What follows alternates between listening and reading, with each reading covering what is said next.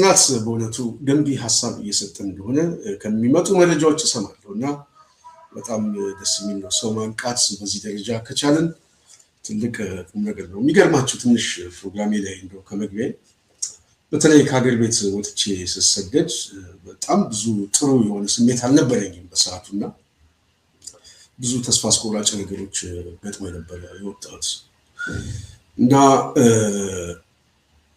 በግል ስንታየውን የሚያውቁ ሰው አለ ብዬ አላስብም።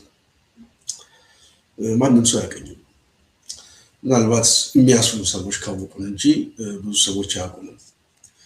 ብዙ ጊዜ ሐሳብ ሳይሆን የምንሸጠው ሰዎችን ነበር ወደፊት ለማምጣት የምንጥረው እና እኔ ብዙ ጊዜ አልፈልግም ሐሳቡ ይልቅ ሰዎችን መግፋት ነው ብዙ ጊዜ ያሳለፍኩት።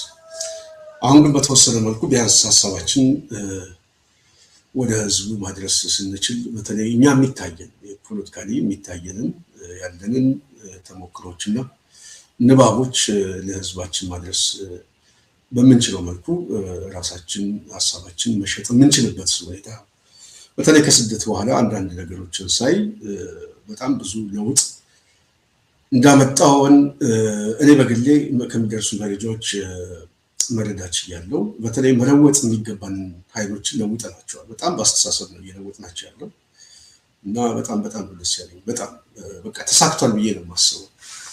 አንዱ የሚቆጨኝ ነገር ቢኖርም ግን ተሳክቷል፣ በተወሰነ መልኩ ተሳክቷል። አንዱ ስኬት የምለው ይሄንን አገዛዝ በዋናነት ማጋለጥ ነው።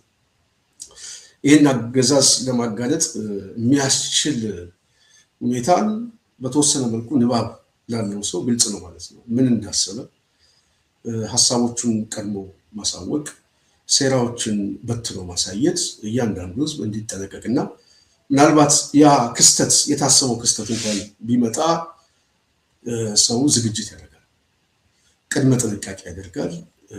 አዲስ ነገር የሆነበትም አድፍጦ የሚጠብቅ የማህበረሰብ ክፍል ይፈጠራል እና በዛ ሁኔታ ስርዓቱን መጋፈጥ ማስተሳሰብ ይህንን እየቀረጽን ስንመጣ በራሱ ስርዓቱ እየተንጠባጠበ እየተሸነፈ ምናልባት በተራዘመ ጊዜ ቀስ እያለ እየተገለባበጠ ስልጣኑን በማስረዘም ሊያስፈጽም የሚፈልገውን የተለያየ የፖለቲካ ፍላጎቶችን በጣም በአጭር ጊዜ በጣም የሚገርም ነው። 10 ዓመት እንኳን አልፈጀብንም። በአጭር ጊዜ ራቁቱን ያስቀረው ራቁቱን ነው የቀረው፣ እርቃኑን ነው የቀረው። ሽንፈት በሽንፈት ነው የሆነው እና ሽንፈቱ ዛሬ ላይ ሆነን ስናየው ምናልባት ሚዲያ ላይ ቀርቦ ያገዛዝ ሐሳብ ምናምን አለው ብሎ ሲሸጥ ያለ አድርጎ የሚያው ሰው ካለ በጣም ደካማ ነው። መንግስቱ ኃይለማርያምም 2 ቀን ሲቀረው አዲስ አበባ ላይ 10 ዓመት 20 ዓመት እቆያለሁ የሚል መንፈስ ነበር። 2 ቀን ሲቀረው አብይ አህመድ 2 ቀን ያለው አንዱን እየጨረሰ ነው። ምናልባት 1 ቀን ብለን ብንይዘው ይሻላል። በዛ ደረጃ ግን ይሄንን ቡድን እርቃኑን ለማስቀረት የሚያስከፍል ዋጋ ብዙ ቢሆንም በአጭር ጊዜ በተባበረ የፖለቲካዊ ትግልና በትክክልም አገዛዙን ማንነቱን በማጋለጥ ሐሳቡንና ከጀርባ ያስቀመጠውን ድብቁ መሰሪ ወደ አደባባይ በማምጣት ህዝቡን ማንቃት ችለናል እና በጣም የጽናት አድማጭ ተመልካቻችን በጣም ደስ ብሎኛል። የእናንተ ተሳትፎና ጥረት በግል እኔ በለጠ ብዙ እንዳስብ እንድሰራ ብዙ ደግሞ ወደ እናንተ ሐሳቦች እንድናመጣ አግዞኛል ብዬ አምናለሁ። ስለዚህ እናመሰግናለን። ይህንን ካልኩ የጽናት ቤተሰብ ዛሬ በዋናነት የምንገባው ይሄ መረጃችን ነው። እነዚህ የምታዩት መረጃ እንግዲህ ያው እስር ቤት የኦህዴድ አገዛዝ ሰው ማሰር ሲጀምር ምን እንደሆነ ታውቃላችሁ። ሰው ሲያስር እየተሸነፈ ነው። ድንጋጤ ያለ ማለት ነው። ፍርሃት ከድንጋጤ የሚመጣ ነው። ስለዚህ መረጃው ቁጣ ተፈጥሯል። አብይ አህመድ ተሸነፈ፣ ተደናገጡ፣ በአዲስ አበባ የተናገርነው ተወሰነ የሚል መረጃዎችንም እናካፍላችኋለን። የተለያዩ ሐሳቦችንም ወደ እናንተ እናደርሳለን። የሚገርማችሁ እንግዲህ ፖለቲከኛ አበበ አካሉ ጨምሮ የኢያፓ እንደዚሁም የታዬ ደንዳ ጠበቃ የሆነው ሰው ታስሯል። በጣም የሚገርም ነው። እንግዲህ ወንድሞቻችን በአንዳንድ ጊዜ ደግሞ ያሉበት መከራ ስናስብ በጣም ያስቸግራል። አንዳንዶቹ ከኛ ጋር አዋሽ አርባ ነበርን። ከእስር ቤት ወደ እስር ቤት ነው አሁንም የተጋዙት። እንግዲህ ከየቤታቸው በማውጣት ያገዛዝ ወደ እስር ቤት ከቷቸዋል። አበበ አካሉ ፖለቲከኛ የምታውቁት ነው። ከአንድነት ለዲሞክራሲ ለፍትህ ፓርቲ ጀምሮ ከስራ አስፈጻሚ ከአፈ ጉባኤነት እንደዚሁም ኢዜማ ውስጥ በተመሳሳይ ሰማያዊ ፓርቲ ውስጥም የነበረ ሰው ነው። ኢህአፓ ገብቶ ነበር መሰለኝ መጨረሻ አካባቢ ላይ። እንግዲህ አሁን የተለያዩ ሀሳቦችን በሚዲያ ይሰጣል። አበበ አካሉ በግሉ ሀሳቡን ይገልጻል። ሀሳብን መግለጽ መብቱ ነው። ሀሳብን ለመግለጽ መሸማቀቅ አያስፈልግም። እስር ቤት አለ ተብሎ መሸማቀቅ አያስፈልግም የሚለው ገዢ ሀሳብ ነው። እነዚህ ወጣቶች ጠበቃም ወንድማችን የታየ ደንደዓ ጠበቃ ነው፣ ሀሳቦችን ይሰጣል። እነዚህ ፖለቲካ ሀሳቦች የህግ ትንተናዎችን ለምን ይሰጣል በሚል ኦህዴድ ወደ እስር ቤት አስገብቶታል። እንግዲህ ወደ እስር ቤት ሲያስገባ ይሄ ቡድን ለምንድን ነው ያሰራቸው ብሎ ማንም ሰው ጠይቃቸው። ድንጋጤ ተፈጥሯል። ቁጣው ነው። የቁጣው መንፈስ፣ የድንጋጤው መንፈስ ሰዎች በዘመቻ እንዲታሰሩ አቅጣጫ ተሰጥቷል። እነ አዱኛ አረጋሳ ይህንን እያስፈጸሙ ነው። የጸረ ሽብር ግብረ ኃይል የሚባል በዋናነት አዲስ አበባ ፌዴራል ፖሊስ ላይ የተቀመጠው የወመኔው የኦህዴድ የዘራፊ ቡድን ዋነኛ ስኳድ እንግዲህ አዲስ አበባ ውስጥ የሚፈልጉትን ሰዎች የፖለቲካ አመለካከት ያላቸውን ሰዎች አንቲ የሆኑ ከኦህዴድ ጋር የሚጋጩ ኃይሎችን በማሰር አዋሽ አርባ አዋሽ ሰባት በተመሳሳይ የተራዘመ እስር በማቆየት የሚታወቅ ነው። ዛሬ እስር ቤቱን ከፍቶ ለሚያይ ሰው ቂሊንጦም ቃሊቲም የሚታሰረው አማራ ነው። ብሔራዊ ቋንቋ ሆኗል። እስር ቤት ራሱ የብሔራዊ ቋንቋ የአማሮች ሀሳባቸውን በነፃነት የሚገልጹ እስር ቤት ነው። አሁን ደግሞ ከቅርብ ጊዜ በፊት ያው ከዚህ በፊት በጦርነቱ የትግራይ ወጣቶች በሙሉ እስር ቤቱን ሲያጨናንቁት በህይወት ያሳጧቸው ሰዎች ቀላል አይደለም። እስር ቤት ውስጥ መልሶ አሁን ደግሞ እንግዲህ ይሄ ቡድን ጥምረት ተፈጠረብን፣ ትብብር ተፈጠረብን የሚል ድንጋጤ ብቻ ሲሆን ወደ አፈጻጸም ወደ ውጤት የሚያመጣ እንቅስቃሴ መጀመሩ ደግሞ የበለጠ ድንጋጤ ውስጥ ከትቷል። ሰሞኑን በዚህ ሸረሪና ግንባር አካባቢ ኦህዴድ ያልጠበቀው አደጋ ደርሶበታል። እንግዲህ ይህንን አልጀዚራን ጨምሮ የዓለም አቀፍ ሚዲያዎች ዘግበውት ይገኛል። የኦህዴድ ሙትና ቁስለኛ ይዘገንናል። ማየት ምናልባት ከባድ ነው። ሆስፒታሉን ሄዳችሁ ብታዩ ጎንደርም እንዳለ ተጥለቅልቆ ይገኛል። ጦር ኃይሎችም በተመሳሳይ። አብይ አህመድ ሰሞኑን ድንጋጤ ውስጥ ገብቶ ሌላ ችግር ውስጥ እንዳለ እየተሰማ ነው። ይሄ ድንጋጤ ከየት መጣ ብሎ ማሰብ ግን ይጠይቃል። ድንጋጤው ከጠበቀው በላይ ትርጉም ያለው ለውጥ የሚያመጣ እንቅስቃሴ በየአካባቢው እየተቀጣጠለ መሆኑ የበለጠ አስደንግጦታል። ከፍተኛ ቁጣ ተፈጥሯል። ኦህዴድ በዝግ ብቻውን መክሮ አንድ ውሳኔም አሳልፏል። ከዚህ በኋላ የመውጫ መንገድ የለንም፣ ብቸኛ ምርጫችን ከዚህ በፊት እንደነገርናችሁ ዋነኛውን ጆከር ስቦ መጥቷል። ይህንን ማስፈጸም ግዴታ ነው፣ ካልሆነ ግን ቀውስ ይፈጠራል፣ የሚመጣውን እንቀበላለን ብሎ ወስኗል። ምንድን ነው የሚለው ግን በዝርዝር እንመጣበታለን። ታዲያ ከዚህ ጋር በተያያዘ የጽናት ሚዲያ ቤተሰብ አብይ አህመድ አሁንም ድንጋጤው አልለቀቀውም። ሀሳብ ይሸጣለሁ ሲል ምናልባት መሳቂያ ሆኖ ለቲክቶክም ለፌስቡክም የዚህ ሰው የመጨረሻው ውጤቱ ሀሳቡን ከሚገዛው ይልቅ ሀሳቡን የሚሳለቅበት ትውልድ ተፈጠረ። ሴራው ምንድነው? ቀድሞ የሚተነትን ፖለቲከኛ ተፈጥሯል። የሚዲያ ፕላትፎርም አለ። ይህንን ህዝቡ በቀላሉ ይገዛዋል። ይሄ ሰውዬ ቀድሞ ከመናገሩ በፊት ሊናገር ያሰበው ቅንድቡን አንብበው የሚናገሩት ሰዎች በአጠቃላይ የሰውየውን መናወጥና ግራ መጋባት ውስጥ ከቶታል። በዚህ ምክንያት አማራ ክልል ላይ በዋናነት ከዚህ ከወልቃይት ጋር በተያያዘ ያለው የፖለቲካ መካረር እንደ ጥሩ አጋጣሚ በመጠቀም የአማራ ሊቃንን ከቻለ በሊቃን ውስጥ በድርጅት ውስጥ እንደዚሁም በኃይል አሰላለፍ ክፍል በመፍጠር የክፍፍሉን ሂደት እጠቀምበታለሁ ብሎ አስቦ ነበረ። ግጭት ለመቀስቀስ አንዱን ህዝብ ከአንዱ ህዝብ ጋር ለማጋጨት ያሰበው የሴራ ትንተና ሁሉ ደብረ ማርቆስም ቢሄድ የአማራ መገናኛ ብዙሃን ቢሄድም ውጤት አላመጣለትም። አሁን ኦቤን እዛ ተከስቷል። ባሬንቱ ይላል። አስመራ ብቻ ሳይሆን የመንም የኛ ነው ይላል። አዲስ አበባ ብቻ አይደለም፣ ሰሜን ወሎ ብቻ አይደለም፣ ገና ቀይ ባህርን እንሻገራለን የሚል መልእክት እያስተላለፈ ነው። ማን ይገዛዋል የሚለውን ግን ወደፊት እናየዋለን። እስቲ የአብይን ቅዠት ልጋብዛቸው። ቅዠቱ ምናልባት ግምት ውስጥ እንድታስገቡት እንጂ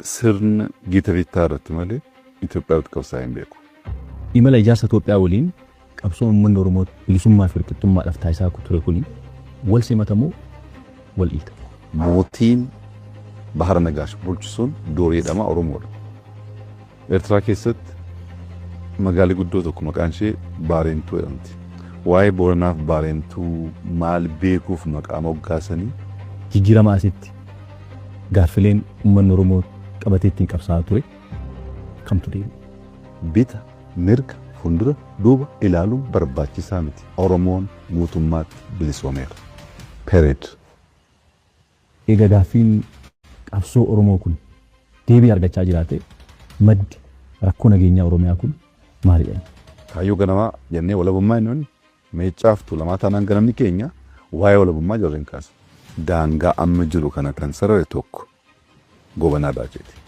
ወሊገርቴ ፕሪቶሪያ ከነ ኢፈት ዲጉዳን ወራና ፊ ኦፍ ኮፔሳ ጅራ ነሞኒ ከሌሰኑ ይበቃል። የጽናት ሚዲያ ቤተሰብ በተወሰነ መልኩ ትንሽ ከሰማ ነው በቂ ነው። አብይ አህመድ እንግዲህ ወደዚህ የሄደበት ምክንያት ምንድን ነው? ለምንድን ነው በየሚዲያው የሚሽከረከረው? አንድ ጠቅላይ ሚኒስትር ልብ በሉ ከብሔራዊ መገናኛ ብዙሃን ውጪ የክልል የመገናኛ ብዙሃኖች ጋር እየተሽከረከረ በዚህ ደረጃ ሀሳብ የሚሸጠው የሚቀር አሁን ቲክቶክ ላይ ምናልባት ሰው ካለው ወደዛም አካባቢ ሳይለቀር የመጨረሻ ውዳቂ የሆነ ፖለቲካሊ ያለበት ክራይሲስ በጣም የሚያሳይ ነው። ሰሞኑን የሚሰሙ አንዳንድ መረጃዎች አሉ። ሰውየው በከፍተኛ ደረጃ ቀውስ ውስጥ እንደገባ ነው። ቀውስ ስላችሁ ፊዚካሊ የአእምሮ ችግር ውስጥ ገብቷል። ቤተመንግስት አካባቢ ላለ ምንጮች መረጃው የደረሳቸው ሰዎች እንደገለጹት ከሆነ ታሟል የሚባል ነገር እየተሰማ ነው። ህመም ሲባል የቅዠት እንቅልፍ አይተኛም፣ መጡብኝ ነው የሚለው። ሌሊትም እየተንቀሳቀሰ በጥበቃ ነው ግቢ ውስጥ የሚንቀሳቀሰው።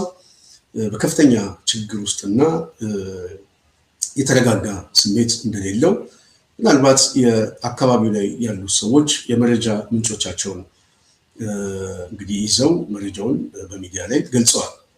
እንግዲህ ከነሱ የሰማነው አንዱ ጉዳይ የሰውየው ከፍተኛ ችግር ከምን መጣ? ትክክል ነው፣ ቅዠት ውስጥ ይገባል። ይሄ ቅዠት በጣም አደገኛ ነው። ምናልባት በአፍሪካ ውስጥ እንደዚህ አይነት ሊደር ከፍተኛ ፖለቲካ ክራይሲስ የገጠመው አብይ አህመድ ብቻውን አይደለም ይዞት አጠቃላይ የሚሄደው። በኋላ አስረዳቸዋለሁ። ያሉት ምርጫዎች አንድ ሁለት ናቸው፣ ሁለት ሶስት ናቸው። ከነዚህ ሶስት ምርጫውን አንዱ ምርጫም ራሱ የሚያዙ የማይቀር ጉዳይ ቢሆንም መጨረሻ ላይ እሱም ግን ይገባል። እኔ ምናልባት የሚተርፍበት መንገድ ካለ ፖለቲካሊ ማስረዳት የሚችል ሰው ካለ እኔ አደንቀዋለሁ። በጣም ማለት እድሎቹ በጣም ጠባቦች የሉም ማለት ሳይሆን በጣም ጠባቦች ናቸው። ስለዚህ ሰውየው በከፍተኛ ደረጃ ጭንቀት ውስጥ ቢገባ ጭንቀቱ የመጣው ከፍርሃት ነው፣ ከድንጋጤ ነው፣ ከውድቀት ነው። ውድቀቱ ፖለቲካዊ ክራይሲስ ነው፣ እንደዚሁም ወታደራዊ ምት ነው። ዛሬ በየቀኑ እጅ ሰጠ፣ ሶስት ናቸው ተደመሰሱ፣ ጫካ ውስጥ ገቡ የሚላቸው የነፃነት ታጋዮች በምን ደረጃ እንዳሉ በተወሰነ መልኩ ላሳያቸው። ተመልከቱ። እንግዲህ አብይ አህመድ የደመሰሳቸው እነዚህ ነው። ተደመሰሱ የሚለው እነዚህ ነው። እነዚህ እንግዲህ የደመሰሱ ናቸው ወይ? ይሄ በየቀኑ የሚሰለጥነው በተለይ አማራው አካባቢ ላይ አለ ተጨባጭ የሆነ ማስረጃ ነው የምነግራችሁ። በየቀኑ ነው በጣም ግዙፍ የሆነ ኃይል የሚሰለጥነው። ስለዚህ ይሄ ሁሉ ኃይል በጣም አደገኛ ነው፣ በጣም አስፈሪ ነው። በተመሳሳይ አዲስ አበባ ዙሪያ ተከቦ ያለበት ሰፊ እንቅስቃሴዎች አሉ። ጊዜው ሲደርስ ተገልጦ የሚታይ ማለት ነው። ያው ሁሉንም በመረጃ አይገለጽም። ጊዜው ግን እየደረሰ ይመስለኛል። ዛሬ የምናናገረው አንዱ ከዚህ ጋር ስለሆነ እያንዳንዱ ሰው ከሂደቱ ጋር አብሮ እንዲሰለፍ ዱላውንም ድንጋዩንም ይዞ እንዲጠብቅ ሀሳብ ልንሰጣቸው። ሀሳቡ እንደ ቀልዳቸው ሀሳቡ የህልውና ጉዳይ ነው። ሀሳቡ የመጨረሻው ውጤት ላይ ስለሆነ ነው። ፊሽካው ሊነፋ ስለሆነ ዙሪያውን ከቦ ያደራጀው እንቅስቃሴ እንዳለ መረጃም ብቻ ሳይሆን ማስረጃም ስላለ ነው። አሁን ወደ ውጤት ሊሄዱ ግን ጫፍ ላይ ደርሷል። ብያኔ ተሰጥቶበታል። አቅጣጫው ምንድን ነው የሚለው በዋናነት ከአዲስ አበባ ጋር በተያያዘ የመጡ አቅጣጫዎች አሉ። መረጃዎች እየተሰሙ ነው። ከነዚህ መረጃዎች ውስጥ በዋናነት አዲስ አበባ ላይ ይህ ቡድን የመጨረሻ ውሳኔ ሊወስን የሚችልበት የታሪክ ጥፋት እንዳለ ጽናት ሚዲያ በተደጋጋሚ ስናስቀምጥ ቆይተናል። ለምንድን ነው የታሪክ ጥፋት ውስጥ የሚገባው? ለምንድን ነው ወደዚህ ቅርቃር ውስጥ የሚገባው? ምን ችግር ውስጥ ገብቶ ነው ብሎ የሚያስብ ሰው ጥሩ ጥያቄ ቢሆንም ምናልባት በሀገሩ ላይ ያለ ሰው ካልሆነ በስተቀር ሀገር ቤት ውስጥ የሚደረገው ፖለቲካዊ ቀውስ፣ በአጠቃላይ ወታደራዊ እንቅስቃሴ መልኩን እየቀየረ አሁን በብዙ አካባቢ ከበባ ውስጥ እንደገባ ያልሰማ ሰው የለም።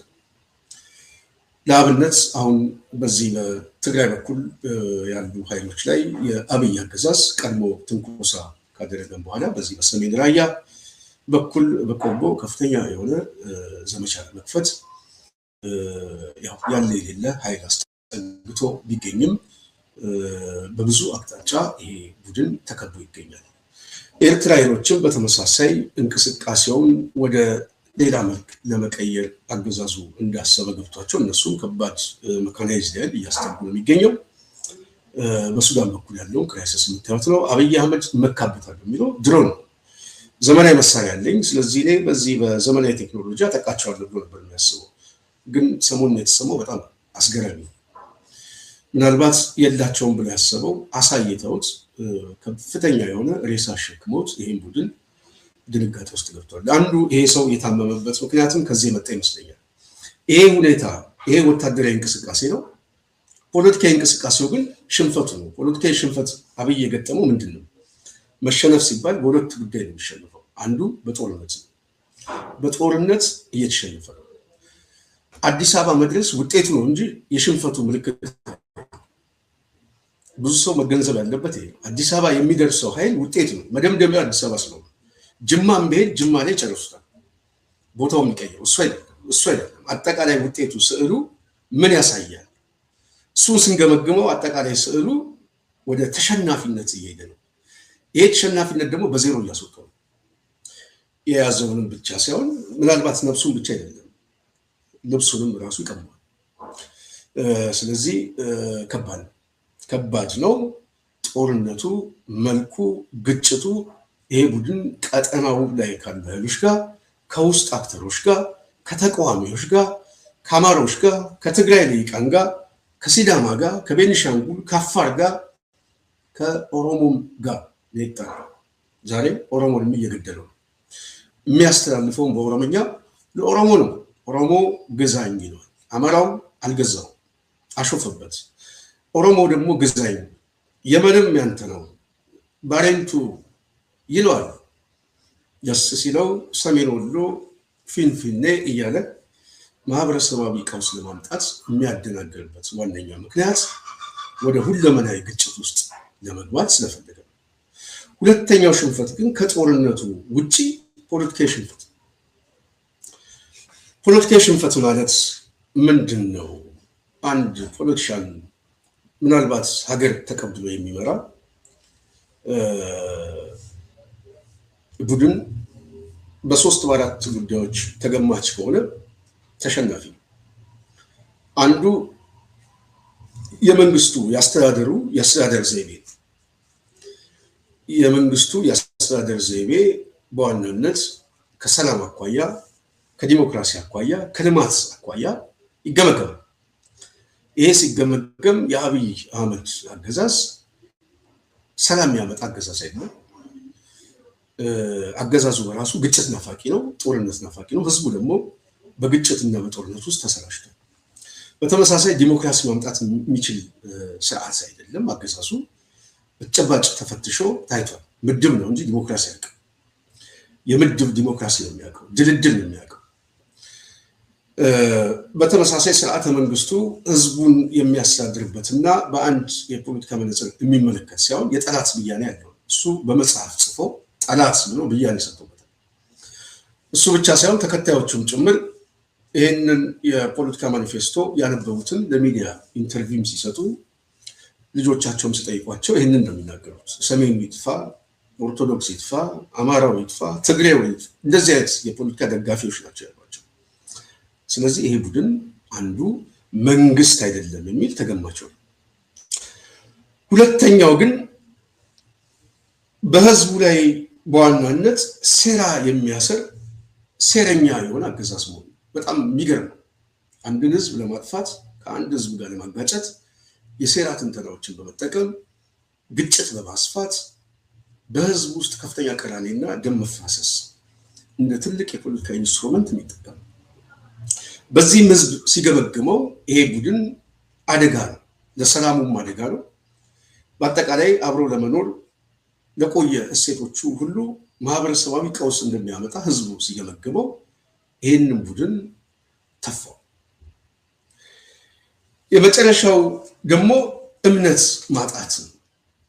እምነት በጣም በጣም ትልቅ ጉዳይ ነው። በነገራችን ላይ እምነት ከጠፋብህ ሰው የምትናገረውን ሁሉ ሊያምን አይችልም። በጣም የሚገርማችሁ በተለይ ደግሞ ሀገር ተቀብሎ የሚመራ አንድ ሰው ዜጋው የማያምነው ከሆነ ሴረኛ ነው፣ ግጭት ናፋቂ ነው የሚል ድምዳሜ በእያንዳንዱ ማህበረሰብ ውስጥ በአእምሮ ውስጥ የሚመላለስ ከሆነ በጣም ፋክት የሆነ ምናልባትም ትክክለኛ ለህዝቡ የሚጠቅም ጉዳዮች እንኳን ቢሆን እሱም ቢናገር እንኳን ህዝቡ አይቀበለው፣ ውሸታም ነው የሚለው። አብይ አህመድ በራሱ ጊዜ ይሄንን ሽልማት የሸለመ ሰው ነው። በራሱ ጊዜ የማይታመን ሰው ነው። ለምን? ማታለል፣ ማደናገር፣ ማጋጨት፣ ማወናበድ፣ ማታኮስ፣ ማሴር፣ ማላገጥ የአብይ ካራክተሮች ናቸው፣ ያገዛዝ ባህሪዎች ናቸው። እነዚህን ነገሮች መጠቀም በራሱ ሳትበላ አድጋል ይላል። እርቦህ እኮ ዳቦ አተህ መናፈሻ ተሰርቶልሃል ይላል። በተመሳሳይ ሰላም የለም ሲባል አዲስ አበባ አታዩም ብሎ የሚሳለቅ ሰው። ስለዚህ ይሄ ቡድን ፖለቲካሊ ወድቋል፣ ተሸንፏል። ወታደራዊ እንቅስቃሴው ላይ ተሸንፏል። የሚቀረው ቤተመንግስቱን መቆጣጠር ነው። ስለዚህ ቤተመንግስቱን ለመቆጣጠር ተጀምሯል። አዲስ አበባ የመምጣት ጉዳይ ምናልባት የእሱ ጉዳይ ሳይሆን የጀመረው በዋናነት የአብይ ጉዳይ ሳይሆን እሱ ብቻ የሚወስነው ጉዳይ አይደለም። እሱ ተገዶ የሚቀበለው የሚወስኑት የሚመጡት ኃይሎች ናቸው። ስለዚህ በዛ ሂደት ውስጥ ይሄ ቡድን እዚህ ክረምት ውስጥ ምን ሊፈጠር ይችላል፣ በዚህ አጭር ጊዜ ውስጥ ምን ሊፈጠር ይችላል፣ የተራዘመ ጊዜ አድርጋቸው አታስቡት። በጣም በአጭር ጊዜ ውስጥ ምን ሊፈጠር ይችላል፣ በኢትዮጵያ ፖለቲካ ላይ ምን ተለዋዋጭ ነገር ይከሰታል፣ ሲከሰትስ አደጋው ምንድን ነው፣ ያገዛዙ ባህሪዎች ምንድን ናቸው፣ ፍላጎቱስ ምንድን ነው፣ ስልጣን ሲያጣ የመጨረሻው መደበቂያው ምንድን ነው የሚለውን ግን ፖለቲካሊ ንባብ ላለው ሰው ብቻ የሚገለጥ ይመስለኛል። ይህን ነው እኛ ስናብራራ ስንገልጽላችሁ ባለፉት ዓመታት የቆየ ነው። ምናልባት አንድ ዓመት ሙሉ እኔ በዚህ ጉዳይ ላይ ሰው በጣም እንዲገነዘብ በስፋት ነው ሁሉ ጊዜ ፕሮግራም ስሰራ እነዚህ ሀሳቦችን አስገባለሁ። ይህንን ሀሳብ ማስገባው ያገዛዙ መጨረሻ ወደዛ ስለሚሆን በእርግጠኝነት ስለመተማመን ነው። መተማመን የምላችሁ ከቁስሉ ንባብ ስላለኝ ካደረ ቁስሉ፣ ከደበቀው ቁስሉ፣ ከስሜቱ የማነባቸው ጉዳዮች ስላሉ ህዝቡ እንዲጠነቀቅ፣ እንዲዘጋጅ፣ እንዲደራጅ በተለይ አዲስ አበባ ላይ ቅስቀሳ ስናደርግ የነበረው ማደራጀት ያስፈልጋል ስንል የነበረው ዛሬ ከሞላ ጎደል ሰፊ ዝግጅት አለ። ዝግጅቱ የሚታይበት ጊዜ ላይ ይታያል። ምናልባት አብይ አህመድ ከዚህ በፊት መግለጫ ሲሰጥ አዲስ አበባ ላይ ይደራጃ ይላል፣ የታጠቀ ኃይል አለ ብሎ ራሱ ኑዛዜውን አምጥቶታል። ያ የታጠቀው ኃይል ግንባሩ ነው፣ ቦታው ነው ማለት ነው። የታጠቀው የት አካባቢ ነው የሚለው አብይ አህመድ ፈልጎ አጥቶታል። ምናልባት ሲጀምረው ግን ይጀመራል። ሲጀመር ያኔ ወይ የእሱ ወንድነት ወይ የከተማው ህዝብ ወንድነት፣ ሀገሩን የሚወድ ህዝብ ወንድነት እንፈታተሻለን ማለት ነው። ይህንን ስናገር የምነግራችሁ ምንድን ነው፣ ይሄ ቡድን አሁን ተሸንፈዋል የሚል ድምዳሜ ውስጥ ከገባን ከዚህ በኋላ የሚያስከትለው አደጋ በስፋት የገለጽኩትን ደጋግሜ በተወሰነ መልኩ ትንሽ አንዳንድ ሀሳቦችን ወደ እናንተ እናደርሳለን ማለት ነው። ሽንፈቱ ፖለቲካዊ ሽንፈት፣ ወታደራዊ ሽንፈት ነው ብዬ ቅድም አስረድቻችኋለሁ። አሁን አብይ አህመድ ወደ ኦቤን የሄደበት ዋነኛ ጉዳይ እንደምታውቁት ይሄ ቡድን ምንድን ነው ሲያደርግ የቆየው? በኢትዮጵያ ፖለቲካ ላይ ሲያደርግ የቆየው ምንድን ነው? ሁለት ፕሮጀክት ነው ሲያደርግ የቆየው። ብዙ ሰው አልተገነዘበም። አንዳንድ ተደማሪ ምናልባት ፖለቲካ ላይ ንባብ አላቸው የሚባሉ ልሂቃን በጣም ያሳፍሩኛል። እውነት ለመናገር ዛሬ ላይ ቆሜ እነዚህን ሰዎች ስገመግማቸው በዚህ ደረጃ ነው ወይ የኢትዮጵያ ልሂቃን ያለው ማለት ፖለቲሻን፣ እንደዚህ አይነት ፖለቲሻን ነው ወይ? በዚህ ደረጃ ረክሰናል ወይ ማለት በዚህ ደረጃ ምሁራዊ የትንተና አድማስ ያለው ማን ነው እያልኩ በጣም አስባለሁ። ቅርብ ጊዜ አንዱዓለም አራጌ አንድ ኢንተርቪው ሲሰማ በጣም የገረመኝ ይህ አገዛዝ ተስፋ ነበረኝ፣ እንደዚህ ያደርጋል ብዬ ተስፋ ነበረኝ አለ እና የግምገማ ማነሱ ነው ያየሁት። ወዶ አይደለም፣ ተስፋው ይገባኛል። የእሱ ስሜት እኔ ብጋራው ደስ ይለኛል። ግን ንባባችን ሁላችንም መለያየቱ በጣም ይገርማል። ኦህዴድን ሰው ማንበብ ካልቻለ በጣም አስቸጋሪ ነው የኢትዮጵያ ፖለቲካ ልሂቃን ያለው ብዬ አስባለሁ። በጣም ማለት ሀገር ቢሰጠውም ራሱ ሀገር ሊቀበል የሚችል ልሂቅ አይደለም። ኦህዴድ በጣም ደካማ ከመሆኑ በላይ ሴራውን በአደባባይ መናገር የሚችል ቡድን አይደብቅም። ሽመልስ አብዲሳ የሚሰብረውን ጠላቱን እንሰብራቸዋለን ሳይሆን ሰበርናቸው ነው። ማን የተሰበረው ብሎ ዳሽ ሙላውን እኮ መሙላት በጣም በቂ የሆነ በጣም ቀላልም የሆነ ምሳሌ ነው ብዬ አስባለሁ።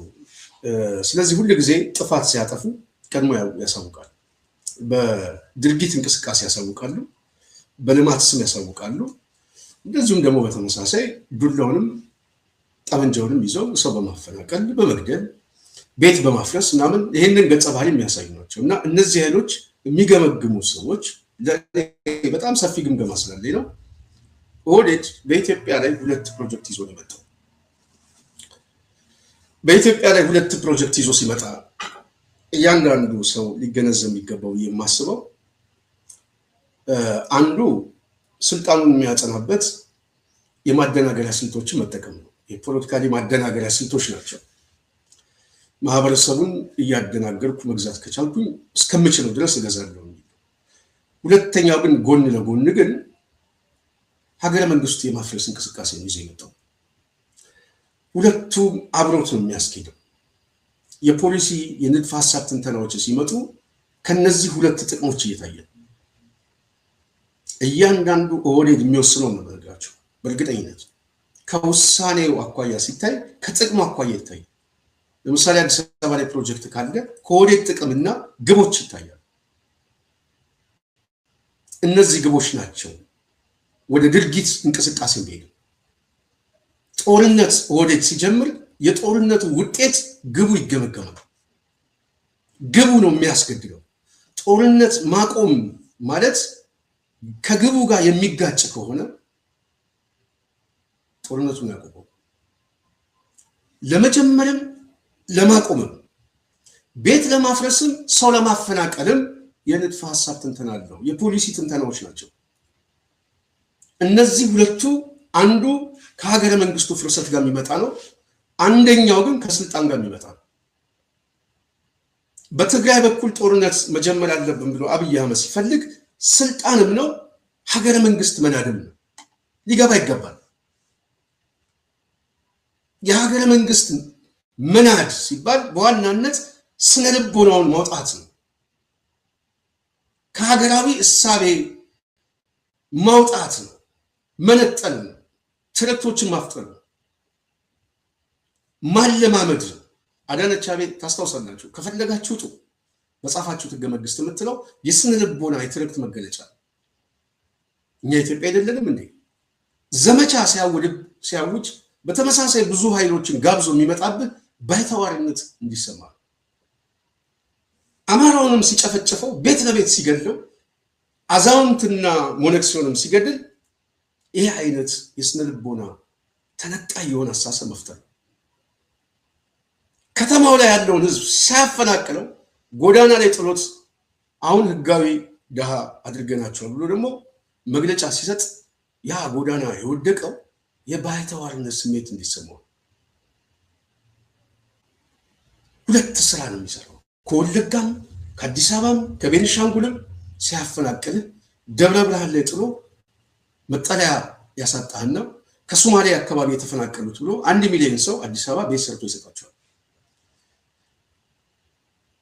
ራሱ ያፈናቀላቸው ተፈናቃዮች እንኳን ቤት ስንዴ ይከለክላቸውና እንደውም አዲስ አበባ ላይ ተፈናቃዮች ሲመጡ ከተማውን ታቆሻላችሁ ብሎ አንድ በረሃ ወስዶ አዋሽ ምናምን የሚባል እስር ቤት ይከታቸዋል። መጋዘን ውስጥ ነው የሚከታቸው። ከአሳማ ጋር ከምን ጋር ጫካ ውስጥ እንዲቀመጡ ነው የሚያደርጋቸው። ይሄ ቡድን ሰው በደንብ ሊገነዘብ የሚገባው ጦርነቱ የንድፈ ሀሳብ ትንተና ነው። ጎበዝ በደንብ ይግባ። አብይ አህመድ ጦርነት አያቆምም። ለምንድን ነው የሚያቆመው? አያቆምም እንዴ ብሎ አንዳንድ ሊቅ የሚጠይቃል። ለምን ያቆማል? ማቆም እኮ እሱ የሚፈልገው ግቡን ሲያቆም፣ መንቃት የኛ ጉዳይ። እሱ በሚሄድበት አስተሳሰቡን ቀድመን ምናልባት ከአንገት በላይ መቅደም የኛ ስራ። ይህንም በከፍተኛ ደረጃ እነሱ በሄዱበትም ቀላል በማይባል ፍጥነትም ይህንን ቡድን በማጋለጥ ሌላው ኃይል ቀላል ሚና አልተጫወተም። ስለዚህ ሁለት ትይዩ መንገድ ሲያይ፣ አንዱ ከስልጣን አኳያ ጦርነት የንድፈ ሀሳብ ትንተና ጠቃሚ እስከሆነ ድረስ አሊያንሶችና ግጭቶችን ለአብይ አንዱ የስልት መጋጫዎች ናቸው። የቅርብ ጊዜ አማራ ክልል የተናገረው ፖለቲካዊ ዲስኮርስ ስጡት፣ እያንዳንዷ ወርድ በትኑት። ከግጭትና ከአብሮነት ሳይሆን ከልዩነት የሚመጣ ፍላጎቶችን ማስፈጸም፣ 3 ነገሮችን ማሳካት ይፈልጋል። በዚህ ኢንተርቪው ውስጥ አማራ ክልል ላይ ያለው በላይ ግምገማ እናደርጋቸው 3 ኤሌመንቶች ናቸው። አንደኛው ጦርነት መክፈት ነው። በዚህ ጦርነት ውስጥ አማራን ከትግሬ ጋር ማጋደል ነው አንዱ የመጀመሪያው። እሱ አገላጋይ ሆኖ ወይ ተመልካች ሆኖ ወይም ደግሞ የአሸናፊዎች አሸናፊ ሲያልቅ ተደራዳሪ ሆኖ ሊመጣ የሚፈልገው ቤተ መንግስት ቁጭ ነው። ሁለተኛው ድርጅት ማፍረስ ነው፣ ተቋም ነው። በተለይ አማራ አሁን ያስቸግረው እንደ ተቋም መሰባሰቡ። ይሄ እየሰለጠነ በአደባባይ የሚያየው እንቅስቃሴ ኦህዴድ በከፍተኛ ደረጃ አስደንግጦታል። ይሄ ኃይል ሲመጣ አርባ ጉጉና በደንዶ ላይ ከነነፍሱ ሊጠለው ይችላል ብሎ ስለሚያስብ ይደነግጣል። በጣም ነው የሚገነግጠው። ስለዚህ ተቋም ማፍረስ፣ ድርጅት ማፍረስ ሁለተኛው ፍላጎቱ። ግጭት፣ ለዚህ የሴራ ትንተናዎችን መጠቀም፣ የማጋጨት ናሬቲቭ ማምጣት፣ ቀስቀሳውን ማሳየት የኦህዴድ ፍላጎት። ሶስተኛ ግን ሪጂናል ክፍፍሎችን መፍጠር ነው። በክልል ውስጥ ያለው ማህበረሰብ መበተን፣ አማራውን ራሱ መበተን፣ በጂኦግራፊ መበተን፣ በስነ ልቦና መበተን፣ በፖለቲካ አስተሳሰቡ መበተን 3 ግቦች ናቸው። ይህንን በትግራይ ማህበረሰብ ላይ አብይ አህመድ ማሳካት ፈልጎ በተወሰነ መልኩ በተቀናሾቹ በኩል ቢፍጨረጨርም አልቻለም። እዛ አካባቢ ጠንካራ የሆነ ብሔራዊ አንድነት ማህበረሰባዊ መገለጫ ፖለቲካዊ ንባብ አለ። አማራው ላይ ግን ብዙ ፖለቲካዊ ጉድለቶችና ክፍተቶች አሉ። የሴራ ትንተና ሰለባ ነው፣ ክፍተቶች አሉት። በተመሳሳይ በስነ ልቦናም አንድ የሆነ የፖለቲካ ማህበረሰብ አልተፈጠረም ብሎ ነው የሚያስበው። ስለዚህ እዛ አካባቢ ይቀለኛል ብሎ ስለሚያስብ ብዙ ጊዜ የሚጠቀምበት የሴራ ትንተና ሚኒሻም እያሰለጠነ ምናምን ሽመልስ አብዲሳ እንዳለ እዛ አካባቢ ያለውን በሚኒሻን ጨርሰዋል እርስ በርስ ምናምን የሚለው በጣም ዝቅ አድርጎ ከማየት የመጣ ነው። በትግራይ በኩል ያለውን እንቅስቃሴ ግን የሚፈልጉት ፊዚካሊ ከበድ ያለ ጦርነት ውስጥ ገብተው ማድቀቅ ነው። በጉልበት ማድቀቅ፣ እንደ ህዝብ ማድቀቅ ነው፣ ማፈራረስ ነው። ህንፃው፣ ሰውን፣ ቤተ መቅደሱን፣ መስጊዱን። ይሄ የአብይ ፕሮጀክት ነው። ባለፈው ጦርነቱም የታየው በዚህ ምክንያት። ይሄ የፍርሰት ማለማመጃ ኢንስትሩመንት ነው። አማራው ላይ በሴራ የሚያመጣው የፍርሰት ማለማመጃ ኢንስትሩመንት መሳሪያዎች ናቸው፣ ያገዛዙ መሳሪያዎች ናቸው። እነዚህ መሳሪያዎች ግን ምን እየሆኑ መጡ ነው? እነዚህ መሳሪያዎችን እያመከን ነው መጣ ነው። ማምከን ቻልን፣ ቀድመን ማንበብ ቻልን። እሱ የሚመጣበት መንገድ ሳይሆን እኛ የምንመጣበት የመሃል መንገዱ አብይን እየበላው መጣ፣ እያሸነፈው መጣ። ዲስኮርሱ አሸነፈው። መሬት ላይ ያለ መሳሳቦች እየመጡ ነው። ፖለቲካሊ አሸናፊ እየሆንን ነው። በወታደራዊ እንቅስቃሴም ዛሬ ጦር ኃይሎች ሄደ ሬሳና ቁስለኛ መቁጠር ይችላል። ተሸነፈ። የሚቀረው አንድ ጉዳይ ነው። እነዚህ አይነት ሁለት ቅድም ያልኳቸው ፕሮጀክቶችን እያለማመደ ሲመጣ አንደኛው ጉዳይ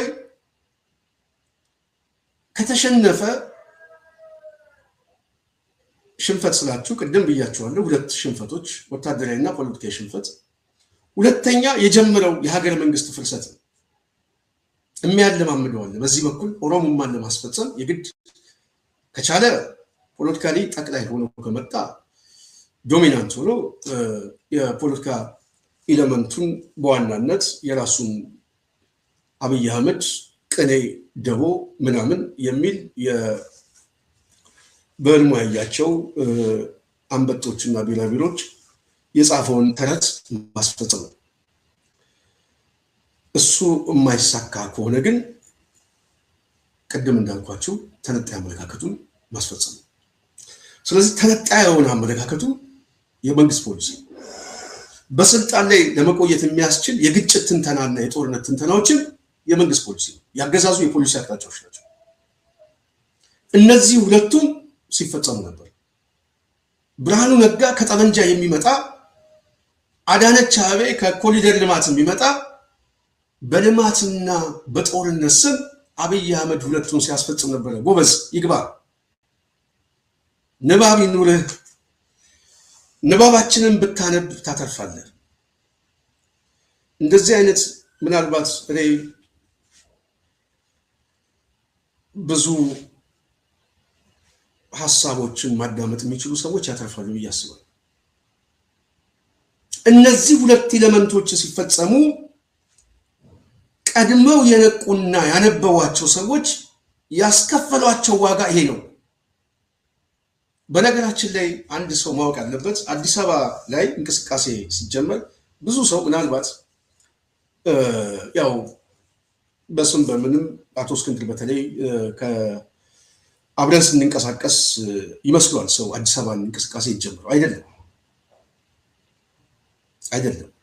የአዲስ አበባ እንቅስቃሴ ከዛ በፊት ነው የጀመረው። 3 ሰዎች ነው ቀድሞ የጀመሩት። አዲስ አበባ ላይ የምታስታውሱ ከሆነ ቡራዩ ሱሉልታ አካባቢ ቤት ሲፈናቀል ይህንን ቡድን በሰላማዊ ሰልፍ በህዝባዊ አመፅ ለመናጥ ፖለቲካ ስራዎች እየተሰራ ነበር። አንዱ ነበርኩኝ ምነግራቸው። ዩቲዩብ ላይ ገብታቸው ሶደሬ ላይ ኢሳትም የተሰጠው መግለጫ ነው። አዲስ አበባ ላይ ሰላማዊ ሰልፍ በመጥራት ከፍተኛ የሆነ ህዝባዊ ነውጥ ለመፍጠር ተዘጋጅተንበት ነበር።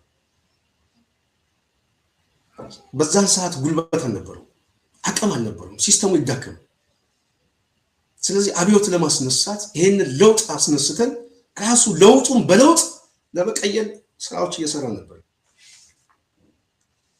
አልተሳካም፣ ግን አንብበነዋል። ንባባችን እስከዛ ድረስ ነበር።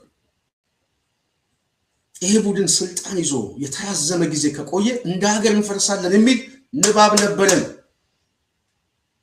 ብዙ ሰው አልገባውም።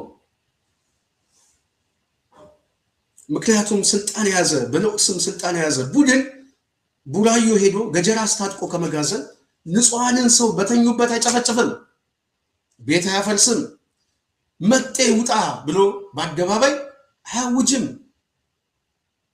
5 የተቃዋሚ ድርጅት አደባባይ ላይ መጥቶ አዲስ አበባ ከዚህ በኋላ የኛ ናት የሚል መግለጫ ሰጥ ለውጥ የመጣ ቢሆን እነዚህን 5ቱን ሰዎች ሰብስቦ እስር ቤት ይከታቸው ነበር። ይሄ ከፍተኛ የሆነ ጥቃት ስለሆነ ማለት ነው። በራሱ በመጣበት ህገ መንግስታዊ አይደለም። በተመሳሳይ ፖለቲካሊ ዲስኮርሱ በራሱ የጥላቻ ቅስቀሳ ነው። የሰውን መብትና የሀገር ባለቤትነት መንጠቅ ነው አደባባይ። ይህንን ሀሳባቸውን ግን በሚዲያ ያስተላልፋል። ይሄ ቡድን ንባብ ላላቸው ሰዎች አደጋ እንደሆነ ሲገባን ጠንቅቄ ነው የምነግርህ። አደጋው በምን አይነት ፍጥነትና መደራጀት መመከት እንዳለብን ብዙ ርቀት ባንሄድም በተወሰነ መልኩ ግን መፍጨርጨር ይችላል።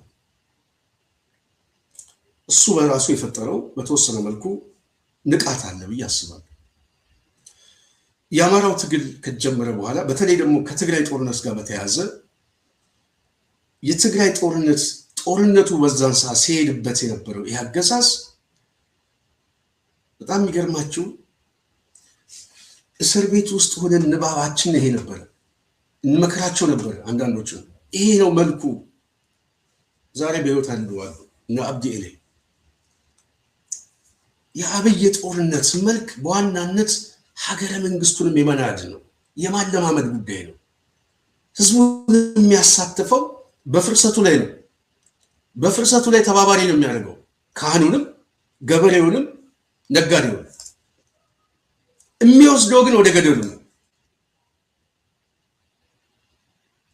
ገደሉ ላይ ከቆምክ በኋላ ውጤታማ የሚሆነው ገደሉ ላይ የወሰደ ኃይል ነው።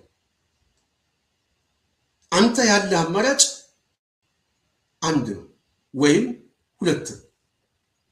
አንደኛው አማራጭ ገደሉን አይተህ ፈርተህ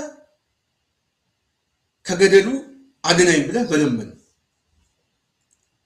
ካልሆነ ግን ወደ ገደል ውስጥ መግባት ነው። ይሄ ቡድን ኢትዮጵያ ውስጥ ያለውን ፖለቲካዊ መልክ በሙሉ እና ልሂቃኑን፣ ዲስኮርሱን፣ ናሬቲቭን በሙሉ የወሰደው በተመሳሳይ ወደ ገደል ነው። ወደ ገደል ይወስደዋል። ልብ በሉ፣ ገደል ላይ ያቆመዋል። ገደሉን ፈርቶ እንዲገዛ እንዲንበረከክ ነው የሚያደርገው። ይህንን እያለማመደ ነበር የመጣው። ይህንን ግን እየተነቃ መጣ። ፍላጎቶቹ፣ ንባቦቹ፣ አካሄዶቹ፣ የሴራ ትንተናው ሰው እያነበበ ሲመጣ ዛሬ ከዚህ በፊት የነበረው ጦርነት ራሱ ብዙ ሰው እየጸጸተው እንደመጣ እየሰማው ነው። ብዙ ሰው ምናልባት እኛ ቀድመን ብንኖር ብዙ ስራ እንሰራ ነበር። ያው ግን ይገለናል። ሀገር ቤት ዛሬ መንቀሳቀስ አንችልም። ግን ብዙ ሰው ተጸጽቷል። በተመሳሳይ አማራ ክልል ላይ የሚደረገው በተመሳሳይ ነው። የአንዱ ቁስል የራሱ ብቻ እንዲሆን የሌላው ህዝብ እንዳይሆን ተነጣይ የሆነ አመለካከት የሚፈጥረው ሰዎችን በየካታጎሪ እያስቀመጠ መብላት የሚፈልገው ይሄ አመለካከቱ እየተነቃ ሲመጣ፣ ንባብ ያላቸው ሰዎች እያነበቡበት ሲመጣ፣ ፍላጎቶቹ ወደ አደባባይ ሲመጡ፣ ውሸቱ ደግሞ በደጋጋሚ ጊዜ ለህዝቡ ሲያሳይ አገዛዙ ምን እየሆነ መጣ? እነዚህ ሁለት ፕሮጀክቶቹ መንገድ ላይ እየተቋረጡበት መጡ። ገና ናቸው፣ አልጨረሰም። ፋውንዴሽን ላይ ነው ያለው። ቤት ሲሰራ መልሼም ያው መሰረት የሚባል ነገር አለ። መሰረቱን ነው ገና እያወጣ ያለው። አዲስ አበባን ለመጠቅለል ዲሞግራፊውን የመቀየር እንቅስቃሴ አልጨረሰውም፣ ጀምሮታል። ሀገረ መንግስቱን የመናድ የመጨረሻው ጊዜ አልጨረሰውም፣ ግን ጀምሮታል። ጦርነቱ የሱ ምክንያት ነው። እነዚህ ሁለት ኃይሎችን ማፍረስ ከቻለ ዶሚናንት ሆኖ አሸንፎ ሊወጣል። ካልቻለ ግን እሱን ሳያለማምደው በዚህ ሂደት ውስጥ አደጋ ውስጥ ነው የሚገባው። ግን ጎን ለጎን ግን ፕሮጀክት አለ። አሁን ምንድን ነው የገጠመው? እነዚህ አይነት ችግሮች ሲገጥሙት ይሄ ቡድን ተነጣይነት አመለካከቱ ጊዜውን ያልጠበቀበት ሲሆን መደናገጥ ውስጥ ገቡ። ጊዜውን አልጠበቀም። ይሄ መደናገጥ ውስጥ ሲገቡ ያላቸው ብቸኛ ምርጫ ምንድን ነው? ጦርነት ባለበት ጊዜ ጦርነቱን ማስቆም አይቻልም። ፕሮጀክት ነው። ቅድም ብያለሁ። አብይ አህመድ የሽግግር መንግስት መስረት ምናምን ሰላም ይምጣ፣ እንደዚህ አይደለም። ሰላም ይምጣ ያሉ ሰዎች ሰብስቦ እስር ቤት ነው የሚከተው። ልማት ነው። ለአብይ አህመድ ይሄ የልማት ውጤት ነው። ለነ ሽመልስ አብዲሳ፣ አዳነች አቤቤ ምናምን ይሄ ፕሮጀክት ነው። መንገድ ላይ ግን ችግር ገጠማቸው። ችግር የገጠማቸው ጦርነቱን ማሸነፍ አልቻሉም። የመጀመሪያውንም ጦርነት ማሸነፍ አልቻሉም። ምናልባት አሸንፈናል ብለው በሰላም ስም ከህወሓት ጋር ከተደራደሩ በኋላ ፖለቲካሊ በለጡትና ባገኙት የእፎይታ ጊዜ አቅም ፈጥረው ተደራጅተው ዛሬ በድሮን የደበደቡት ትናንት ሲቀልድበት የነበረው ድሮን አሳዩት። አብይ አህመድ ደነገጠ። ቤተ መንግስት ውስጥ ብቻውን የሚያወራው ከዚህ የመጣም ድንጋጤ ነው።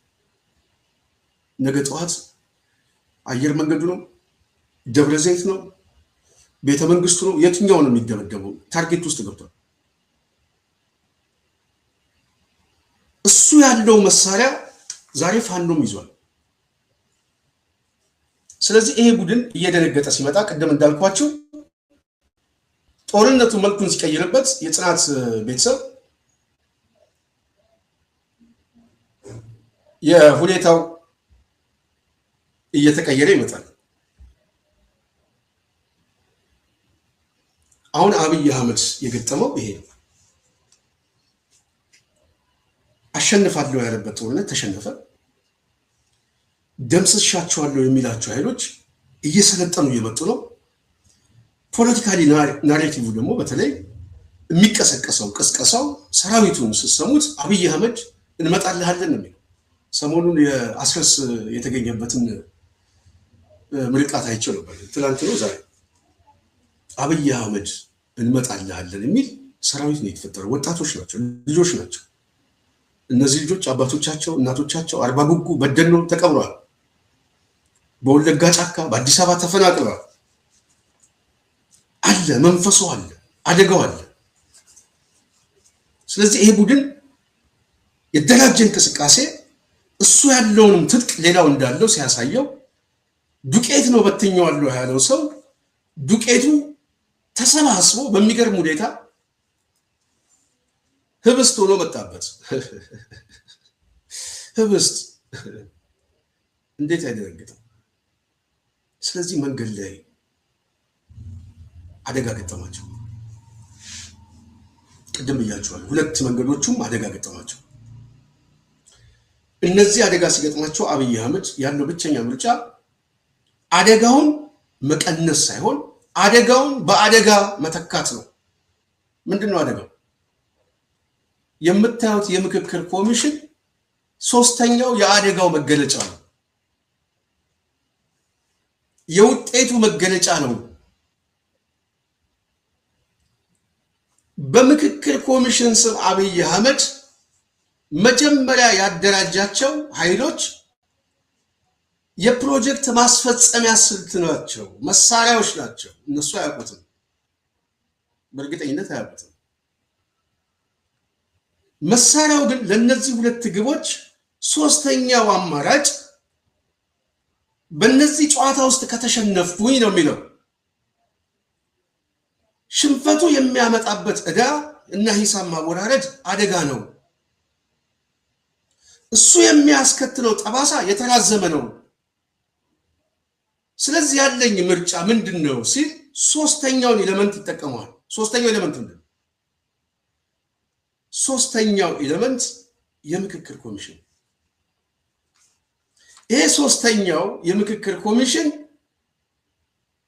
ኦህዴድን ወደ ሶስተኛ ምዕራፍ ወደ ሁለተኛ ምዕራፍ ይቅርታ የሚወስደው ነው። ሁለተኛ ምዕራፍ ቅድም ያልኳችሁ ሁለቱን ነው የሚያስኬደው ብያቸዋለሁ።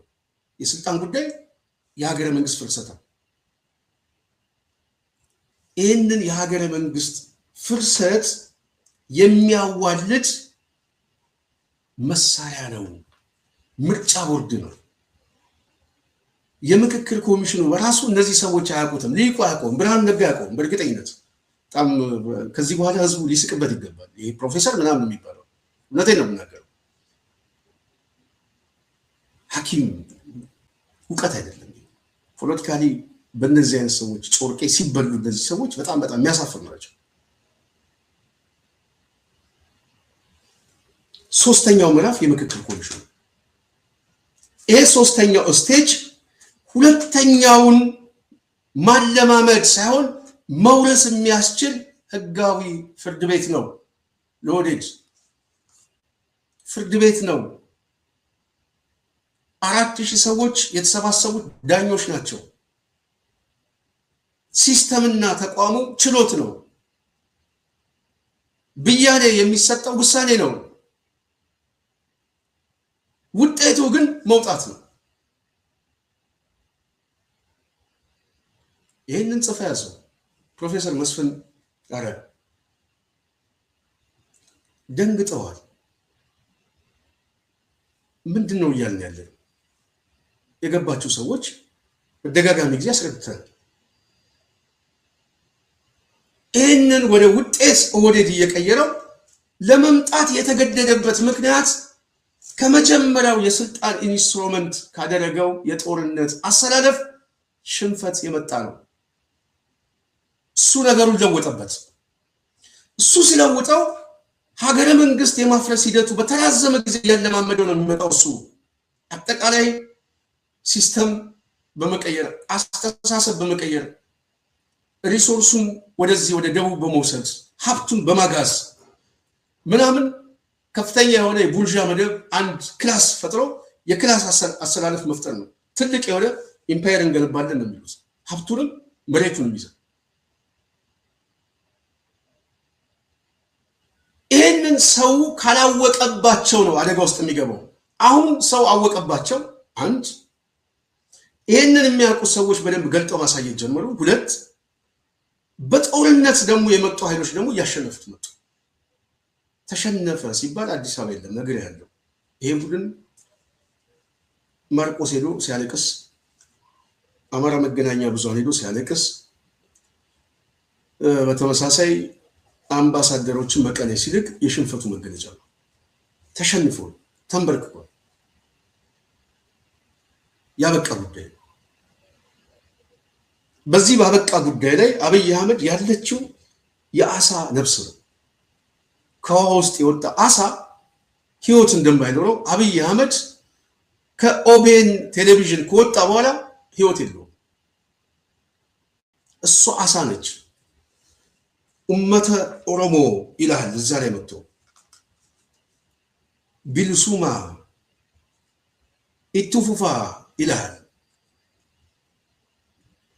አብይ አህመድ መጨረሻ ላይ እየሞተ ሲመጣ የኦሮሞ ህዝብ እኔ እኮ ነፃ አውጪ ነኝ፣ ነፃነትህ የሚከተለው ኦሮሞ በዚህ ሰዓት አለ ወይ? ጥያቄው አብይን ተያይዞ ከአብይ ጋር ማለቅ የሚፈልግ ኦሮሞ አለ ወይ?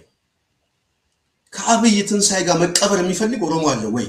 ካለስ ይችላል ወይ ነው ጥያቄው። ይችላል አይችልም? አንደኛ ምንም አያገባው። ነፃ ሲወጣ እሱም ነው ነፃ የሚወጣው። የሱ ወገኖች የሱ ልጆች ህይወት እየከፈሉ እየታገሉ ኢትዮጵያ ውስጥ የሚሞተው ለነፃነት እንጂ ኦሮሞን ለመጨቆን አይደለም። እንደ ህዝብ አደጋ የሚሆንበት የትኛው ማህበረሰብ የለም። ነገ ጠዋት ኦሮሞ ላይ አደጋ እሆናለሁ ብሎ የሚመጣ ኃይል ካለ የምንታገለውና የምንቃወመው እኮ እኛ ነን፣ አብይ አይደለም። አብይማ ሻንጣውን ይዞ ነው። እኛ የታገልነው የትግራይን ህዝብ አይደለም፣ የታገልነው ትላንት ጥቂት ስልጣን ላይ የነበረ ኃይል ነው ብለን በመርህ ስንቆም ዛሬ አሁንም የህዝቡ ጭቆና ያገባናል ብለን የምንታገለው የህዝብን ቁስል የምንታመም ሰዎች ነው። በተመሳሳይ የኦሮሞ ጭቆና ነገ ጠዋት ለሚመጣ ስርዓት ካለ አብይ ምን አገባው? አብይ እንደውም ያሾፍበታል። የምንታመመው እኛ ነን። አብይ አህመድ ዛሬ ግን የኦሮሞ ተቆርቋሪ መጥቶ መስሎ ይመጣል። ወለጋ ላይ ሄዶ ኦሮሞ ዞኖች መጡ አግዘኝ ይለዋል። በተመሳሳይ ዛሬም እስከ የመን ባሬንቱ፣ ወሎ፣ አዲስ አበባ ጠቅልዬ እኮ ልሰጥ ነው አይነት ዲስኮርስ ነው። እዛ ወልቃይት ይልሃል፣ እዚህ ይመጣና ፊንፊኔ ይልሃል። ማለማመድ ውስጥ ተገዶ ገባ። ይሄ ቡድን ተገዶ ሲመጣ ነጥቤ እዚህ ላይ ነው። ምን ይዞ መጣ? አንድ ውጤቱ ምንድነው? ሁለት ምን ዜና ሰማን? ሶስተኛው ነጥብ ነው የምነግርህ። ከዜናው ልጀምር። ዜናው ምንድነው? የምክክር ኮሚሽኑ ላይ ግጭት ተፈጠረ።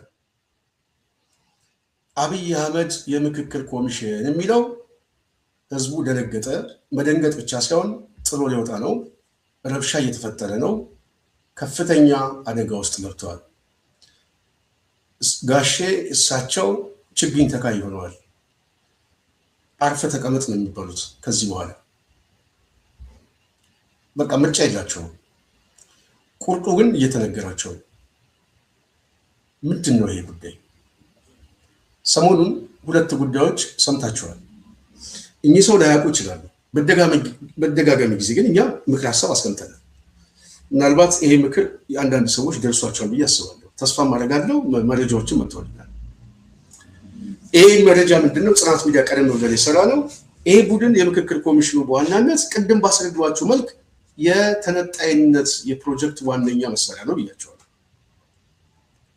ይህንን በምክክር ስምና በአጀንዳ ስም መጠየቅ አንዱ ጉዳይ ነው። ይህንን ለማስፈጸም ህገወጥ አካሄድ በራሱ መሄድ በአካባቢው ላይ የተጠሩት ተጋባዥ ብለው የሰበሰባቸው ሰዎች ድንጋጤ ውስጥ ገብተው ድርጅታዊ መሰነጣጠቅና አሰላለፍ እየተፈጠረ ነው።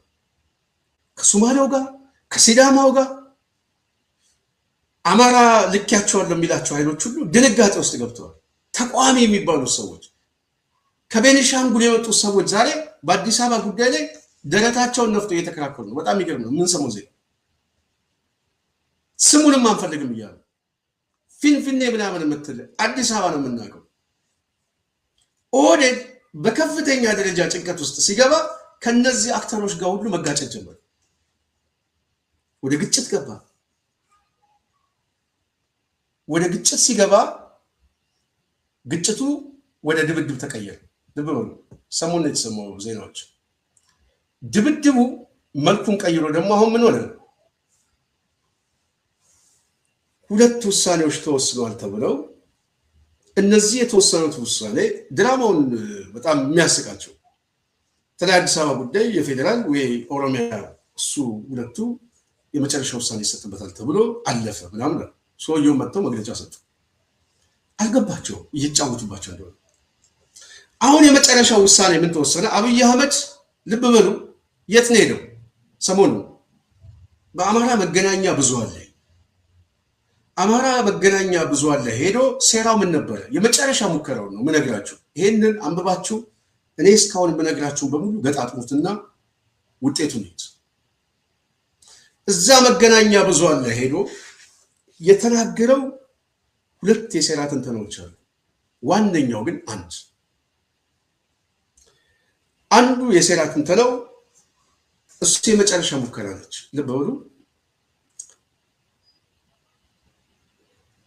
በተለይ የጎንደርን ማህበረሰብ ባመቻና ጋብቻ ቤተሰብ ነን የሚለውን ፖለቲካሊ ዲስኮርስ አቅርቦ ለወልቃይት እኔ ታማኝ ነኝ፣ ያንተ ልጆች ሳይሆኑ እኔ ነኝ፣ እኔን ጠብቀኝ፣ እኔንም እመነኝ፣ እኔ ባመቻም በደምም እቀርብሃለሁ ካረጋ ከደረጀ ብሎ የሚናገረው አብይ አህመድ በተለይ በወልቃይት ጉዳይ ላይ ይህንን ተናግሮ ሲያበቃ የሚተኮስ ጥይት ደግሞ ነበር። ሴራውን ምንድነው እዚህ ላይ ነው ገጣጥ ነው የመጨረሻ ሙከራ። ይህንን ተናግሮ ሲወጣ ከሰዓታት በኋላ የሚተኮሰው ሮኬት ግጭቱ በራሱ የሚያስከትለው አደጋ አብይ ካስቀመጣቸው የሴራ ትንተና ጋር እዛ ወጥመድ ውስጥ የሚገባ ቢሆን አብይ አህመድ እድል ይቀናው ነበር ማለት ነው። አየህ፣ እድል የሚቀናው ምንድነው? ተከበርኩ፣ እሱንማ አምነዋለሁ፣ የተከሴ ዘብ የምናምን ዘብ ተሰለፍ ከተታውጅ ምናምን ብለህ አረጎራው ምናምን ሽለላ ውስጥ ብትገባ አብይ አህመድ በቃ ወጥመድ ውስጥ ከተዋል፣ ይጫወትብሃል። እቺን የመጨረሻ የሴራ ትንተና ነው ይጠቀመው። እቺ የሴራ ትንተና ከሸፈች። በምን ከሸፈ? በዲስኮርስ ከሸፈ። ሐሳቡ ምን እንደሆነ ቀድሞ በማስቀመጥ ከሸፈ። ቢያንስ ሊቃኑ ነቅ እሱ ያሰበው ሳይሆን ያላሰበው አጌኒስት ባረቀበት ነጥብ ወይ ነው። እዚህ ላይ ይሄ ቡድን ይሄ ሰው ሲደነግጥ ሁሉ ነገር ጨለመ፣ ተበላሸ። ስለዚህ እሱ ራሱ ለአብይ አሁን ምን ሆነ ማለት ነው? በአማራ ውስጥ ቢያንስ አንድ የፖለቲካ አሳሰብ አለ፣ አንድ አሳሰብ ተፈጥሯል። ፖለቲካሊ በአሳሰብ ምን አይነት አሳሰብ ነው? ይሄ ሰው የግጭት ተንታኝ ነው። ራሱ ወልቃይቴ የሚለው እንደማያምነው አብይ አህመድ አወቀ፣ ተስፋ ቆረጠ። እሱ ለጥቅሙ ነው አድፍጦ የሚጠብቀው እንጂ እውነተኛ መልኩ እሸቴን ሲፍቀው ሌላ ነው፣ ሌላ ሆኖ አየው። እሸቴ ደብለው ነው ማን ነው ስሙ ከተሳሳትኩ ይቅርታ። ስለዚህ አብይ አህመድ አማራውን ሲመለከተው ሊጋጭለት አልቻለም። እሱ በተናገረው ዲስኮርስም ሊሸጥ አልቻለም። እንደውም ከሱ ይልቅ በህገ ልቦናው ሌላው ኃይል ራሱ የሱን ውድቀት እንደሚፈልግ እየገባው መጣ። የጊዜ ጉዳይ ነው። አብይ አህመድ ተስፋ ቆረጠ፣ ኦህዴድ ተስፋ ቆረጠ። ኦህዴድ ተስፋ ሲቆርጥ ወዴት ሄደ? ቅድም ያልኳችሁ ወደ 500 የተላከው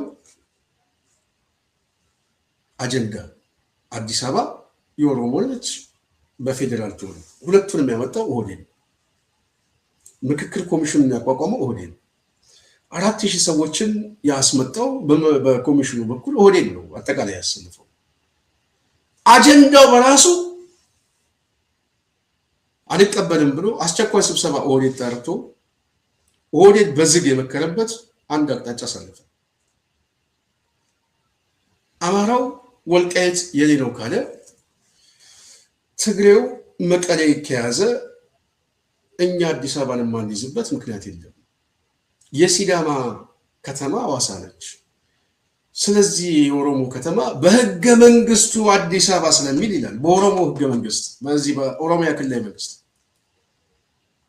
በፌደራል ምናምን የሚል የምክክር ክፍል አያስፈልገንም፣ የኦሮሞ ነው ብለን እንበይን ብሎ ወስኖ ውሳኔውን አስፈጽም ተብሏል። ነጥቡ ነው። ውሳኔውን አስፈጽም ሲል ሁሉም ፕሮጀክት ስለተቃጠለ ወደ ምን ሄዱ ማለት ነው? ወደ ፍርሰቱን ለማዋለድ መጡ ማለት ነው። ፍርሰቱ የሚዋለደው ነግሬያቸዋለሁ አዲስ አበባ ላይ ነው። ለምን አዲስ አበባ ላይ የከተማ ውጊያ ጀመረ በዚህ ጉዳይ። ይህንን የአንገቴ ማህተብ ያለው ነግራችሁ አብይ አህመድ ከሰማው ማለት ነው በጭንቅላቱና በአፍንጫው ላይ የሚጨስ የጥይት ባሩድ ይሰማል። ይህንን አመጡት። ይህንን ሲያመጡ እነዚህ ሰዎች ዓላማቸው አልተሳካም፣ ሽንፈቱ እየመጣ ነው፣ አደገኛው ግንባር ተለኮሰ፣ ብዙ አክተሮች ተሰባስበው ሊመጡ ነው። ይህንን ኦሮሞ አድነኝ አብይ አህመድ ኦቤን ላይ የሚሄደው በዚህ ተሰለፍ ሊለው ነው፣ ሊገብረው። የጥይት መብረጃ እንዲሆን ኦቤን ላይ መጥቶ አብይ አህመድ የሚቀሰቅሰው ዲስኮርስ ነፃነትን ጠብቅ ነው የሚለው። በዚህ በትግል ያገኘውን ነፃነት ነው የሚለው። ጠብቅ የግጭቱ ያስተላለፉ ለውጥ የመጨረሻው ብያኔ ነፃነትን ጠብቅ ሲለው ግን ምን ሊሰጠው ነው? አዲስ አበባ ሊሰጠው ነው፣ ወሎ ሊሰጠው ነው። በምን በጉልበት ወደዛ ሄዷል። ይህንን አስፈጽም ተብሎ አጀንዳ ወርዶ የምክክር ኮሚሽኑ ላይ ሰውየው ራሱ ተደናግጦ ይገኛል። በአሁኑ ሰዓት ውስጥ በእርግጠኝነት ጤነኛ አይመስለኝም። ከሰማነው መረጃ ነው የምነግራችሁ። የጽናት ቤተሰብ ይህንን ማረጋገጥ ትችላላችሁ። ሰውየው የገባበት ቀውስ በዚህ ደረጃ አልጠበቀውም። ፕሮፌሰር መስፍን ምንም ማድረግ አንችልም ነግረናቸዋል። ይህንን ሰምተው የጽንፈኞች ወሬ ነው እያሉ ነበር። የጽንፈኞች ወሬ ምናምን የተቃዋሚዎች ምናምን ነው የሚሉት እናውቃለን። አሁን መንፈሱ ገባው። ብርሃኑ ነጋ ከዚህ በፊት የምታስታውሱ ከሆነ እኔ አብይን አምነዋለሁ ነው የሚለው። ፕሮፌሰር እኮ ነው። በጣም የሚገርም እኮ ነው። እንደዚህ አይነት ፕሮፌሰር ያውም ድርጅት የመራ ሰው ልብ በሉ። የአዲስ አበባ እኮ ተመራጭ የነበረ ሰው በጣም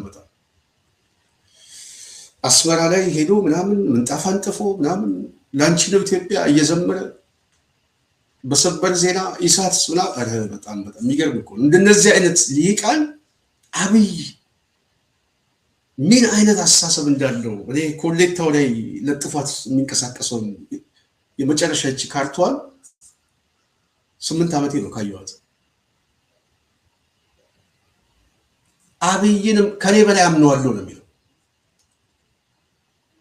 ይሄንን ሰምቷል። አስፈጽም ተብሏል።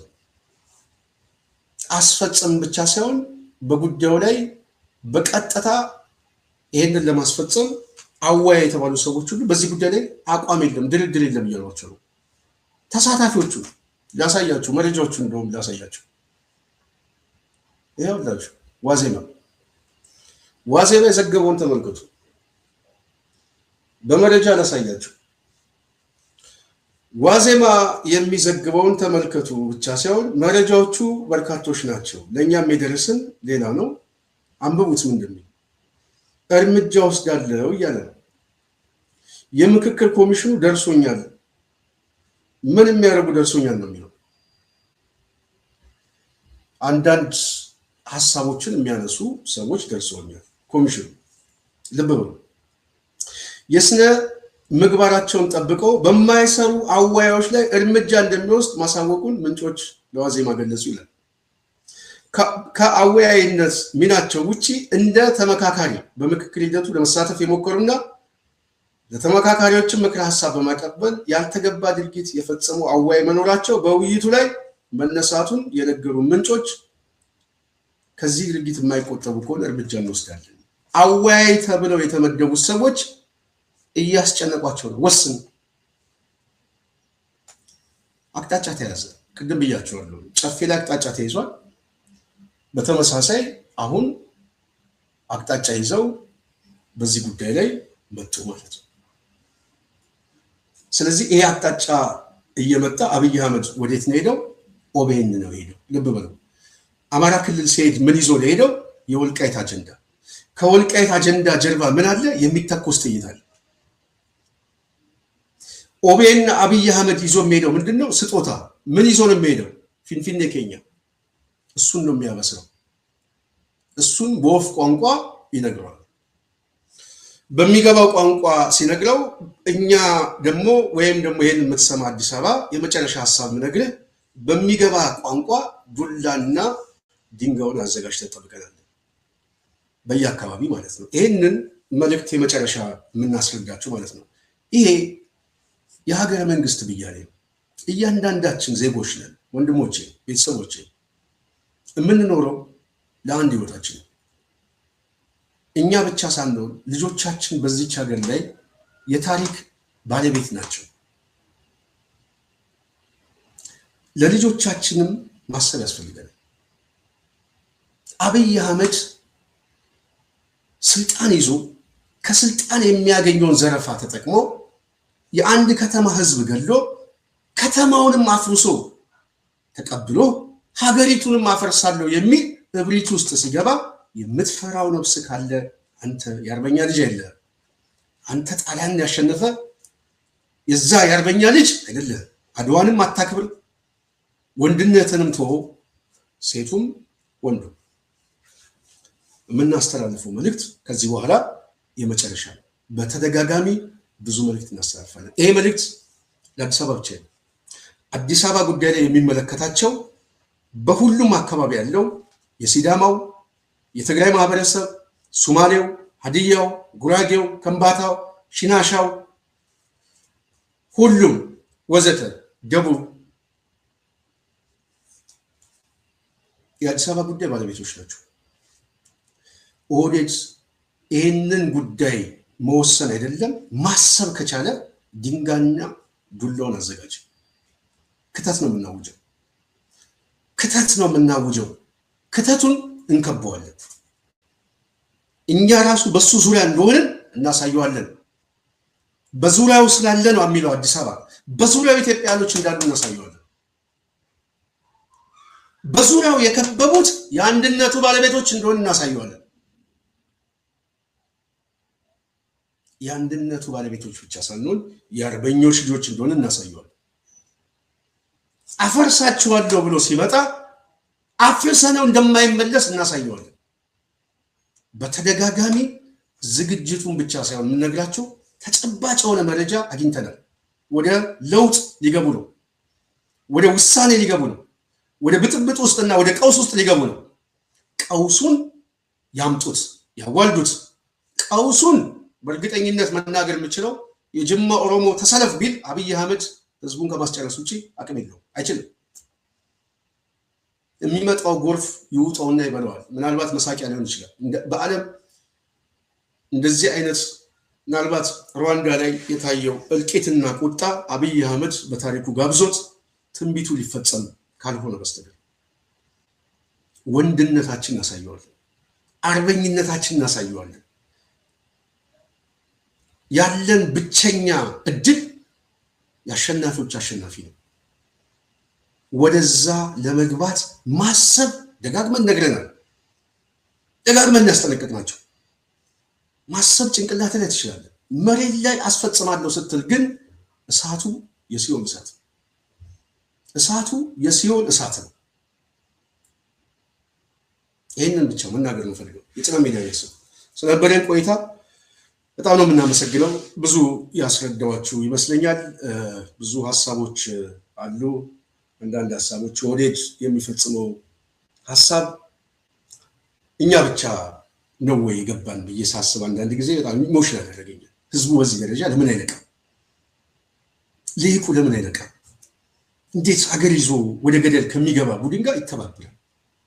ይህን እንዴት አድርገን መንግስት አድርገን ነው በዛ ደረጃ ላይ ያለው? ሀገሪቷን ሊያፈርሱ ተሰባስበው እየዶሉት ነው ያሉት። እኛን ሀገር አሰጥተው ሜዳ ላይ ጥለው እነሱ የሀገሩ ባለቤት ለመሆን ብያኔ ላይ ደርሰዋል። ከሽንፈታቸው የሚመጣ አሰላለፍን ለመቀየር ይህንን ሽንፈት እንደ ኃይለማርያም ደሳለኝ መቀበል አንድ ጉዳይ ነው። እንደ መንግስቱ ኃይለማርያም ሻንጣን ይዘ መፈርጠጥ እሱ ሌላ ጉዳይ ነው። ህዝቡ ውስጥ ገብቼ እሳት ለኩሳለሁ የሚል ኦህዴድ ግን እሳቱን በእሳት እናቃጥለዋለን።